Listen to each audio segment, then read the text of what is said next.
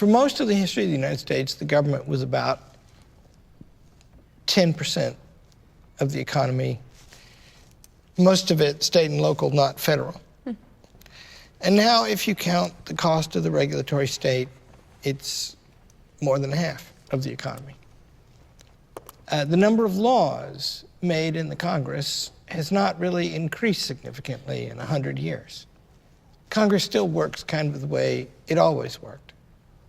So the point is, the government's got really big, and some of the arguments for that are the ones I just named, right? There are crying needs. It's one country, environmental harm goes over borders, smog and stuff like that. So there are arguments that there are crying public needs, and the government should address them. Do you think there's flexibility in the Constitution to meet that argument?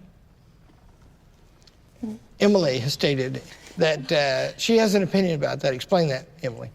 Yes, so I think that public needs and how that fits into the Constitution is related to the debate that goes back to James Madison versus Alexander Hamilton and the interpretation of the Constitution.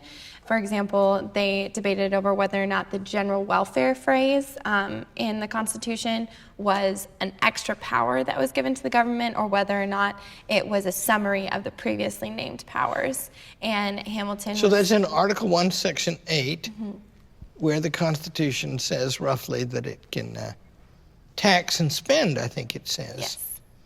for the general welfare. And if memory serves, James Madison actually argues that that clause was badly written, because what they had in mind was that they could tax and spend to pay off the debts that the states had incurred in the Revolution, as long as those debts were incurred in the general cause of winning the Revolutionary War. And Hamilton read it as, we can do more stuff. And Madison's counter to that was, okay, why do we have a list then of things we can do? Why is it say you can do these things if you can also do anything else that promotes the general welfare? How does that make any sense? And Emily is a Hamiltonian. She's a big government girl. And you know, she is, by the way, the very problem that we face. And the loss of our freedom is reposing in the soul of that girl right there.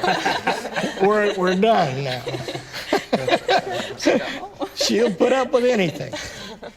Now, there's something to it, though, right? Because epidemic or a pandemic, you'd have to fight that nationally somehow.